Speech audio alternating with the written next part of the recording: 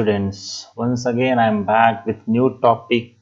Name is continuous charge distribution of the chapter electric charges and field, first chapter. Okay, so super electric field superposition principle के बाद हम लोग क्या करने वाले, कंटिन्यूस चार्ज डिस्ट्रीब्यूशन. ओके, बहुत important, बहुत इजी टॉपिक है. छोटे में शॉर्टकट में एकदम बेस्ट वे में आपको समझाता हूँ what is continuous charge distribution. Students, थोड़ा सा प्रैक्टिकली बात करेंगे आज. अभी तक हमने कूलॉम्स लॉ पढ़ा जिसमें दो चार्जेस की बात करते थे. इलेक्ट्रिक फील्ड में भी हम जो है पहले एक चार्ज की बात की है, फिर इसके बाद बहुत सारे चार्ज की बात की, जो कि करेक्ट है. प्रैक्टिकली चार्ज एक दो या नहीं होता है, चार्ज करोड़ों में होते हैं. N number of charges there. तो एन नंबर ऑफ चार्ज है. तो जस्ट टेक एन एग्जांपल कि अगर मान लो कि मेरे पास ये एक कोई भी एक बॉडी है, चलो कोई भी एक बॉडी डिजाइन कर देता हूं मैं, और इसमें करोड़ों चार्ज है. कितने चार्ज है? Crores of charge. चलो लिख देता हूं मैं, करोड़ों चार्ज है, करोड़ों charge. Okay, crores of charge है. और मैं एक टेस्ट चार्ज यहां पर लेता हूं. सपोज ये एक यहां पर टेस्ट चार्ज है. टेस्ट चार्ज मैं ले लेता हूं यहां पर. I have one test charge Q not here. Okay, ये Q नॉट चार्ज है. तो ये Q नॉट चार्ज एक करोड़ों चार्ज की वजह से कितना फोर्स फील करेगा. तो उसके लिए आप क्या कर सकते हो, उसके लिए आप, उसके लिए पहला चार्ज लो यहां से, वो कितना फोर्स फील कर रहा है, इसको फील करा रहा है. फिर दूसरा चार्ज लो, वो कितना फोर्स फील करा रहा है. फिर तीसरा चार्ज लो. ऐसे से करोड़ों चार्ज लेके करोड़ों बार सबको ऐड करो, वेक्टर सॉल्व करते रहो, हो गया काम. यही बचा करने के लिए अब जिंदगी में ना. तो स्टूडेंट्स, तो इसके लिए मैं क्या काम करूंगा, पहला एक चार्ज लूंगा, छोटा सा चार्ज लूंगा, उसकी वजह से ये चार्ज कितना फोर्स फील कर रहा है, कितना फोर्सेस पर लग रहा है, वो पता कर लूंगा. और उसके बाद बाकी के जो 1 crore charge, for example 1 crore charge है, उसमें से जो 1 करोड़ में से एक माइनस कर दो, क्योंकि एक चार्ज का हमने कैलकुलेट कर लिया है. तो 1 करोड़ माइनस 1 जो चार्ज होंगे, उनके लिए हम मैथमेटिक्स का एक बहुत ही अच्छा कॉन्सेप्ट यूज करेंगे. उसको हम लोग क्या नाम देंगे, इंटीग्रेशन. सबको इंटीग्रेट कर देंगे. एक चार्ज में से पता करो, बाकी सब इंटीग्रेट कर दो. हालांकि इंटीग्रेशन भी एक फिजिसिस्ट ने ही दिया था, न्यूटन ने. ओके, 400 साल पहले. तो यहाँ पर जो है वही ट्रिक हम लोग यूज करेंगे इंटीग्रेशन का, और हम लोग को पता चल जाएगा. ओके, तो चलो देखते हैं फिर क्या होता है. चलो पहले मैं लिखता हूँ. सपोज एक मैं छोटा सा चार्ज यहाँ से मैं DQ लेता हूँ. ये DQ चार्ज यहाँ पर, ये करोड़ों चार्ज से भरा हुआ एक DQ चार्ज ले लिया. तो एक DQ चार्ज की वजह से जो छोटा सा फोर्स रहेगा, वो फोर्स क्या होगा, DF इक्वल टू 1/4πε0 और एक DQ और एक Q नॉट जो आपका टेस्ट चार्ज है, डिवाइडेड बाय R². चलो इससे मैं एक डिस्टेंस भी बना देता हूँ यहाँ पर. ये डिस्टेंस मेरा कुछ अलग ही बन गया, let me remove it. Okay, तो फिर से एक लाइन ड्रॉ कर देते हैं यहाँ से यहाँ तक. ये लो, और इसका जो डिस्टेंस है, वो R है. सपोज क्या है, R डिस्टेंस पर है. अब पोजीशन बता रहे तो वेक्टर साइन डाल देते, तो ये R², और डायरेक्शन हमको दिखाना पड़ेगा. तो ये R कैप हो गया. What is R cap? R cap is the position unit vector which is directed from charge DQ to test charge Q not. Okay, इसको हम लोग ऐसे भी तो लिख सकते हैं, R cap equal to R vector divided by R. बहुत सारे लोग को डाउट आता है ये कैसे आता है. तो ये बेसिकली आपको मैं कई बार पिछले वीडियो में बता चुका हूँ, इसमें मैं आपको बता रहा हूँ क्योंकि सब लोग सारे वीडियो नहीं देखते हैं. तो इसके लिए आपको बताता हूँ, एक वेक्टर में क्या होता है. बेसिकली एक वेक्टर में होता है उसका मैग्नीट्यूड, और होता है उसका डायरेक्शन, दिशा होती है उसमें, जिसको हम लोग यूनिट वेक्टर से प्रेजेंट करते हैं. इसका मैग्नीट्यूड 1 होता है, सॉरी इसका वैल्यू जो है 1 होता है, और ये मैग्नीट्यूड है. अब किसी भी नंबर में 1 से मल्टीप्लाई करोगे तो वो नंबर क्या जो है चेंज हो जाएगा, नहीं होगा. अगर मान लो यहाँ पर 5 है, 5 में से नंबर 1 से मैं मल्टीप्लाई करूँ तो 500 थोड़ी हो जाएगा, वो तो 5 ही रहेगा. तो मतलब वो नंबर का इफेक्ट नहीं करता, लेकिन डायरेक्शन पर्पज के लिए हम लोग बता देते हैं इसको, तो इसका हम लोग फायदा उठा लेते हैं. तो therefore what I can write here, R cap is equal to R vector divided by magnitude of r. अब ये मैंने क्या लिखा है, यही तो लिखा है यहाँ पर, और क्या कोई नया चीज थोड़ी लिखा है, बस वही चीज है। ओके, वही चीज आपको समझना है, ठीक है। तो ये हो गया। अब डीएफ मुझे मिल चुका है। ओके, मेन टॉपिक से भटकेंगे नहीं, ये वेक्टर वगैरह बीच में पढ़ा देता हूँ मैं, बिकॉज ये बहुत जरूरी है, इसमें मार्क्स बहुत करते हैं बोर्ड एग्जाम में। Okay, now see, so DF equal to आपको इतना मिल गया। तो total force due to crore charge, पूरा चार्ज क्या होगा, कैसे लिखोगे आप टोटल फोर्स, तो आपको इंटीग्रेशन करना पड़ेगा किसको, टीएफ को। ओके, और ये आपको क्या देगा basically 1/4 pi epsilon, integration of 1/4 pi epsilon not. Okay, और ये क्यू नॉट और ये d q divided by r square to r cap. देखते जाना यहाँ पर बहुत सही टॉपिक, बहुत सही टॉपिक जा रहा है यहाँ पर। तो अब देखो यहाँ पर 1 क्या नंबर है, 4 भी नंबर है, पाई का वैल्यू 22/7, यहाँ पर 3.14, एप्सिलॉन नॉट परमिटिविटी है गिवन मीडियम के लिए कांस्टेंट, इस पर मैंने वीडियो बनाया देख लेना। ओके, तो ये भी कांस्टेंट ही है। ओके, क्यू नॉट क्या है, टेस्ट चार्ज चेंज होगा नहीं, वो तो फिक्स है। ओके, और ये तो यहाँ पर आर चेंज हो सकता है, डी क्यू ये वेरिएबल है, और आपको पता है इंटीग्रेशन हमेशा वेरिएबल का ही होता है। ओके, अगर वो एडिशन साइन के साथ है तो कांस्टेंट है, कांस्टेंट अगर उसके साथ जुड़ा हुआ है विद एडिशन साइन तो जीरो हो जाता है। ओके, लेकिन अगर मल्टीप्लाइड तो वो बाहर आ जाएगा, और इंटीग्रेशन हम लोग वेरिएबल करेंगे। तो यहाँ पर बेसिकली कहने का मतलब ये है कि इसको मैं ऐसे लिख सकता हूँ 1/4 pi epsilon not q not. Okay, Q not हो गया यहाँ पर। अब यहाँ पर इंटीग्रेशन यहाँ पर होगा भी d q by r square, ये आर कैप। ओके, तो ये एक बार मैं फिर से इसको लिख देता हूँ, चलो लिखने की जरूरत नहीं वैसे यहाँ पर। अब देखो यहाँ पर तो ये फोर्स और ये मेरा यहाँ पर उसका वैल्यू यहाँ पर आ गया। अब आर तो डिस्टेंस है। अब क्वेश्चन है कि ये डी क्यू का पता कैसे लगाया जाए, करोड़ों चार्ज है, इंटीग्रेट करोगे। ओके, तो अब यहाँ पर 3 पॉसिबिलिटी है कि वो चार्ज है किस चीज पर। अब देखो ये वर्ल्ड जो है 3 डायमेंशनल है, तो 3 डायमेंशनल तो हो सकता है वो चार्ज जो है किसी वायर पर हो या फिर लाइन लाइक स्ट्रक्चर पर हो। ओके, अगर वो लाइन पर है, सपोज एक वायर है ऐसा, ओके, ये एक ऐसा वायर है, ओके, चार्ज इस पर है, यूनिफॉर्मली डिस्ट्रीब्यूटेड है, पॉजिटिव चार्ज है, तो इसको हम लोग बोल देंगे line charge density, linear charge density या फिर लाइन चार्ज डेंसिटी। अच्छा, अब क्वेश्चन अभी भी वही सेम है, इतने सारे चार्ज को कैसे काउंट करोगे। तो मैं इतने सारे चार्ज को नहीं काउंट करूंगा। सपोज मैं आपको बेस्ट एग्जांपल दे रहा हूँ, सपोज ये जो है वो ये जो वायर है या फिर ये जो पूरा जो लाइन चार्ज जिस पर पूरा चार्ज डिस्ट्रीब्यूटेड है, उसका लेंथ सपोज 10 सेंटीमीटर का है। ओके, तो 10 सेंटीमीटर का है वो पूरा लेंथ इसका, यहाँ से लेकर यहाँ तक 10 सेंटीमीटर का है, और मैंने 1 सेंटीमीटर पता कर लिया, 1 सेंटीमीटर पर 1000 चार्ज है, तो 10 सेंटीमीटर पर कितने हो जाएंगे, 10,000 हो जाएंगे ना। तो मिल गया ना आपको टोटल चार्ज। तो इसको कहते हैं लाइन चार्ज डेंसिटी, मतलब चार्ज पर यूनिट लेंथ, इसको हम लोग क्या कहेंगे, लाइन चार्ज डेंसिटी। ओके, तो मीन्स बेसिकली आपका ये line charge density, charge per unit आपका क्या हो जाएगा, ये लेंथ हो जाएगा। ओके, तो अब यहाँ पर इसको हम लोग ऐसे लिख सकते हैं D q by D L. Okay, तो बेसिकली ये लाइन चार्ज डेंसिटी हो गया। अब अगर किसी सरफेस पे मान लो रेक्टेंगुलर चीज है कोई, ओके, रेक्टेंगुलर चीज है, मान लो suppose for an example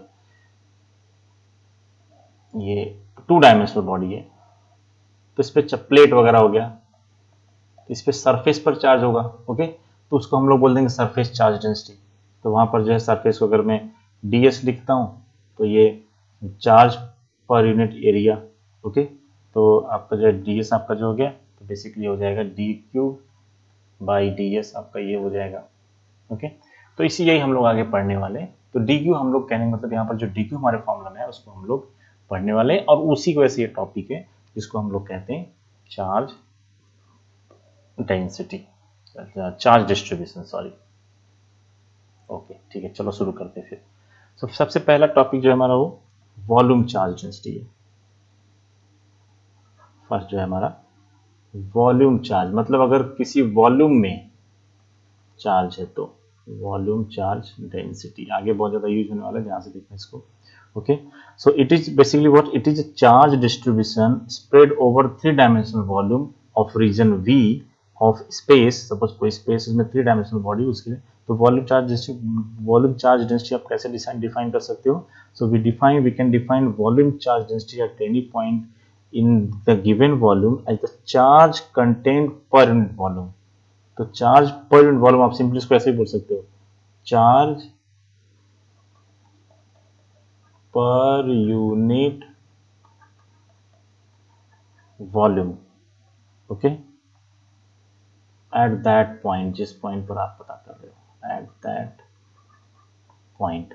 okay, तो बेसिकली तो आपको जो है ये क्या हो जाएगा, तो अगर मैं एक लेटर सिलेक्ट कर लेता हूँ, सपोज इसको मैं रो देता हूँ, तो आपको जो वॉल्यूम चार्ज डेंसिटी क्या हो जाएगा, d q by d v, charge per unit volume. Okay, अब ये नया चीज़ हमने पढ़ा और फिजिकल क्वांटिटी से कुछ दिख रहा है ऐसा, तो इसका हम लोग यूनिट भी लिख लेंगे।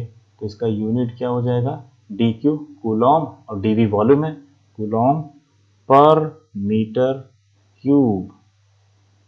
तो इसको ऐसे भी लिख सकते हैं हम लोग, coulomb metre raise to 3। Okay, ये आपका क्या हो गया, वॉल्यूम चार्ज डेंसिटी। अब एक एग्जांपल लेते हैं, सपोज आपको जो है चैलेंज, यहाँ पर हम लोग क्या पढ़ रहे हैं, बेसिकली क्यू हमारे लिए इंटरेस्टिंग पॉइंट है, क्यू हमको पता करना है। ओके, तो अब जैसे एक मान लो 10 मीटर क्यूब का वॉल्यूम है। ओके, अब उसमें आपको 1 मीटर क्यूब का पता चलेगा, 10 का आप मल्टीप्लाई करोगे आपको मिल जाएगा। ओके, ये जो मल्टीप्लाई करोगे, देखो मैं आपको बताता हूँ क्या होता है। नाउ सी स्टूडेंट्स, तो अब देखो यहाँ पर सपोज मेरे पास जो है एक स्फीयर है जिसका रेडियस कैपिटल आर है। ओके, चलो मैं एक स्फीयर बता देता हूँ, ये स्फीयर है। ओके, और इसका रेडियस जो है क्या है, आर है, ये सेंटर है इसका, और सेंटर से डिस्टेंस, ये सेंटर तो नहीं हुआ। Okay, let me remove this. हाँ, अभी suppose this is the centre. Okay, और यहाँ से इसका डिस्टेंस आर है। ओके, आर डिस्टेंस पर है।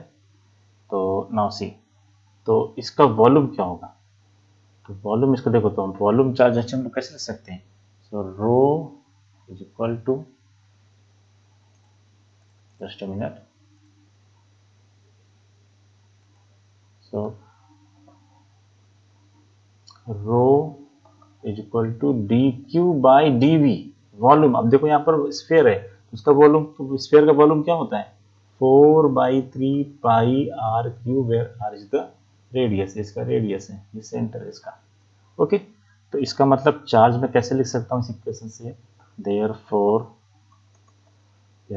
D q is equal to rho into 4/3 pi r q. तो देखो डी क्यू हमने दूसरे टर्म में लिख दिया है, यही हमारा जो फोर्स का मैंने आपको बताया उसका पढ़ने का यही यूज हुआ, डी क्यू हम लोग इजीली फाइंड आउट कर सकते हैं। तो ये हम लोग बेसिकली तो ये जो इक्वेशन है, तो rho is equal to d q by d v, therefore d q is equal to, d q कैसे पता करोगे, रो डी वी, अगर चार्ज जो है अगर किसी वॉल्यूम में कंटेन्ड है तो। अब चलो हम लोग इलेक्ट्रिक फील्ड के लिए इक्वेशन लिख लेते हैं, कैसे लिखोगे फिर, अब सबसे पहले फोर्स के लिए लिखते हैं। तो अगर मैं वॉल्यूम फोर्स पता कर रहा हूँ किसी वॉल्यूम में जहाँ पर करोड़ों चार्ज है वॉल्यूम में, तो करोड़ों चार्ज को काउंट करना हमारे लिए पॉसिबल नहीं है, लेकिन वॉल्यूम हम लोग कैलकुलेट कर सकते हैं किसी भी बॉडी का इजिली। ओके, तो यहाँ पर जो हम लोग फोर्स लिखेंगे ये q not, okay, upon 4 pi epsilon not, ये तो हमारा बाहर ही था। अब इंटीग्रेशन ओवर इंटायर वॉल्यूम, पूरे वॉल्यूम को इंटीग्रेट करना पड़ेगा, और इसके बाद फिर d q by r square, r का भी हमारा फॉर्मूला था। ओके, जो हमने पता किया था। तो अब हम लोग क्या कर सकते हैं यहाँ पर, तो Q not upon 4 pi epsilon not. अब यहाँ पर हम लोग क्या लिख सकते हैं, डी क्यू की कहाँ पर क्या, देखो डी क्यू क्या है यहाँ पर तो डी क्यू क्या, रो डी वी, तो rho d v upon r square और आर कैप। देखो students, now see what is problem, it is very difficult to count crores of charges, but it is very easy to find out rho, charge density and dv. okay, ये हम लोग easily पता कर सकते हैं, because of that we can easily find out force on the test charge. Similarly, we can write it for what? We can write for electric field also. Electric field का equation कैसे लिखोगे? यहाँ पर अगर करोड़ों चार्ज हैं तो वहाँ पर इलेक्ट्रिक फील्ड वॉल्यूम में कैसे लिख सकते हो? सो यहाँ पर क्या मिलेगा आपको इलेक्ट्रिक फील्ड के केस में? वहाँ पर फॉर्मूला था एफ वी. यहाँ पर देखो फोर्स अपॉन चार्ज होता है ना, फोर्स पर यूनिट चार्ज आपका इलेक्ट्रिक फील्ड होता है. तो यहाँ पर देखो, यहाँ पर क्यू नॉट लिख दो. ओके, जब इसको सॉल्व करोगे तो ये क्यू नॉट यहाँ पर, ये जो क्यू नॉट यहाँ पर नहीं रहेगा, बाकी सब रहेगा. So 1/4 pi naught integration rho d v on r square.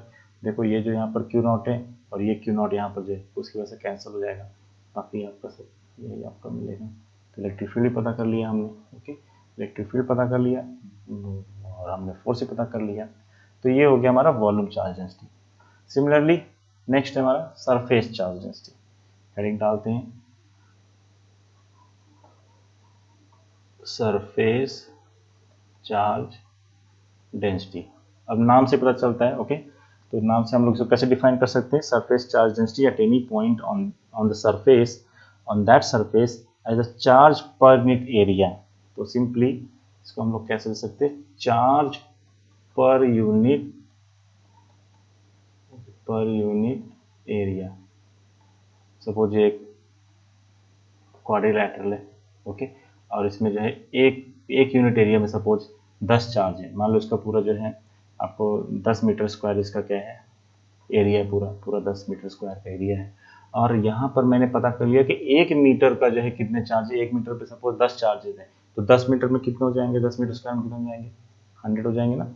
Okay, तो यही बेसिकली यही कॉन्सेप्ट है, लेकिन हम लोग उसको थियरी के फॉर्म में लिख रहे हैं. तो अगर मैं सिंबल लिखता हूँ surface charge per unit area, ये आपका जो है किसी भी सरफेस चार्ज डेंसिटी का थियरी हो गया. तो अगर मैं इसको मैं ऐसे सिग्मा एक सिंबल देता हूँ, तो सिग्मा क्या हो जाएगा? Charge that is D q by area, D S हमारा सरफेस एरिया से ऐसा. Okay, so therefore we can write dq, we can easily calculate dq is equal to rho into ds. Okay, अच्छा इसका unit क्या होगा? तो Coulomb per metre square, क्योंकि ये नीचे एरिया है तो एरिया का यूनिट क्या होता है? मीटर स्क्वायर होता है. ओके, तो हम लोग अब तो बेसिकली अगर स्फेयर है, अब फिर से वही चीज़ लेते हैं. अगर स्फेयर है तो हम लोग इसको ऐसे लिख सकते हैं, sigma is equal to d q by 4 pi. अगर उसका रेडियस आ रहा है तो 4 पाई आर स्क्वायर सरफेस पर, तो 4 पाई रेडियस हमको पता है तो हम लोग पता कर सकते हैं चार्ज का वैल्यू. ओके, और इससे हम लोग ये भी लिख सकते हैं therefore implies that d q क्या हो जाएगा? Sigma into 4 pi r square. अब जब फोर्स कैलकुलेट करोगे तो आपको फोर्स कैसे लिखना पड़ेगा? सो एफ एस यहाँ पर लिख देता हूँ मैं, फोर्स इंटू सरफेस, बोल सरफेस 1/4 पाई एप्सिलॉन नॉट. और इसके बाद यहाँ पर क्यू नॉट था और यहाँ पर integration over surface. Okay, integration में देखो लाइन सरफेस होता है, वॉल्यूम सरफेस होता है, लाइन इंटीग्रेशन होता है, वॉल्यूम इंटीग्रेशन होता है, सरफेस इंटीग्रेशन होता है, क्लोज इंटीग्रल भी होता है. इंटीग्रेशन कई टाइप होता है, तो हम लोग सरफेस के साथ डील करते तो सरफेस इंटीग्रल आएगा. ओके, तो और यहाँ पर हम लोग क्या लिख सकते हैं? डी क्यू था, तो डी क्यू की जहाँ पर ये हमारा जो पहले बेसिक फॉर्मूला लिखते हैं अपॉन आर स्क्वायर, और आर कैप ऐसा था, तो हम लोग जब इसको लिखेंगे तो 1/4 pi epsilon not q not, और इसके बाद ये डी क्यू क्या है? Sigma 4 pi r square by r square. Okay, और यहाँ पर आर कैप आ जाएगा. ओके, तो बेसिकली या फिर आप सिंपली डी एस भी लिख सकते हो, कोई प्रॉब्लम नहीं है. ओके, तो इसको हम लोग बाद में सॉल्व कर सकते हैं इजीली. आप इलेक्ट्रिक फील्ड का भी ऐसे आपको लिखना है, ये आपके लिए होमवर्क है, आप करके देखो. ओके, जहाँ बस यहाँ पर क्यू नॉट ही तो नहीं रहेगा, बाकी सब रहेगा. Similarly last one, line charge distribution. Okay, so will go for line charge distribution, मतलब number of charge okay per unit length of the line, ऐसे बोल सकते हो. Line charge distribution, this is number of charge per unit length of the line, as a number of charge per unit length of line. Okay, तो अगर मैं एक symbol लेता हूँ, इसको लैम्डा से रिप्रेजेंट करते हैं। लैम्डा इज इक्वल टू, अब यहाँ पर number of charge D q by per unit line D L. Okay, तो अब यहाँ पर जो है, अब देखो लाइन कैसे, अब जैसे मान लो फॉर एग्जाम्पल कोई रिंग है, चलो एक रिंग बनाता हूँ मैं पहले। अब हो सकता है चार्जेस रिंग के ऊपर से डिस्ट्रीब्यूटेड हो। ये रिंग दिख रहा है थोड़ा, हाँ रिंग। ओके, तो इसके ऊपर सब ऐसे। Okay, let me draw the diagram. Suppose इसके ऊपर से पॉजिटिव चार्ज जैसे डिस्ट्रीब्यूटेड है इसके लिए। ओके, तो उसका अभी उसका लेंथ क्या हो जाएगा, तो 2 पाई आर मतलब circumference of the ring, right. तो इसको हम लोग कैसे, तो डी क्यू में कैसे लिख सकता हूँ, d q is equal to lambda into d l, और अगर ये रिंग है तो लेमडा इंटू 2 पाई आर ऐसे लिख सकता हूँ। ओके, तो सिमिलरली ऐसे हम लोग अब फोर्स अगर हम लोग लिखेंगे तो force that is in line is equal to q not upon 4 pi epsilon not, और इसके बाद integration of d q by r square r cap. अब यहाँ पर देखो डी क्यू आपने ऑलरेडी पता कर लिया है, so this will give you Q not by 4 pi epsilon not, और यहाँ पर डी क्यू का वैल्यू क्या है, lambda into 2 pi. In case of ring अगर लेंथ है वो वायर वगैरह तो उसमें आपको लेंथ दी, इसलिए you can find out. Okay, r square and r cap. So this is what basically force. Similarly ये क्यू नॉट अगर हटा दोगे, तो क्यू नॉट में यहाँ से हटा देता हूँ तो ये इलेक्ट्रिक फील्ड का फॉर्मूला बन जाएगा। ओके, अच्छा इसका यूनिट और डायमेंशन की बात कर लेते हैं। तो इसका यूनिट क्या हो जाएगा बेसिकली, देखो यहाँ से, तो यहाँ पर जो है कूलॉम पर मीटर, लेंथ है ना, लेंथ का जो मीटर हो जाएगा, चार्ज है तो कूलॉम हो गया। Okay, so this is what your charge distribution system. सो बहुत इंपॉर्टेंट है, 2-3 बार प्रैक्टिस करो, बहुत सारे जगह पर आगे यूज होने वाले, क्योंकि इसी के बेसिस पर आगे का सारा इलेक्ट्रिक चार्ज एंड फील्ड चलने वाले हैं। So I hope students you don't have any doubt. In case if you have doubt, you can comment in comment box. Okay, and don't worry, I'll make make separate video for your doubt. Okay, and please like, share, subscribe, जो भी है, जो भी कर सकते हो to promote this channel, okay, to support my work. Okay.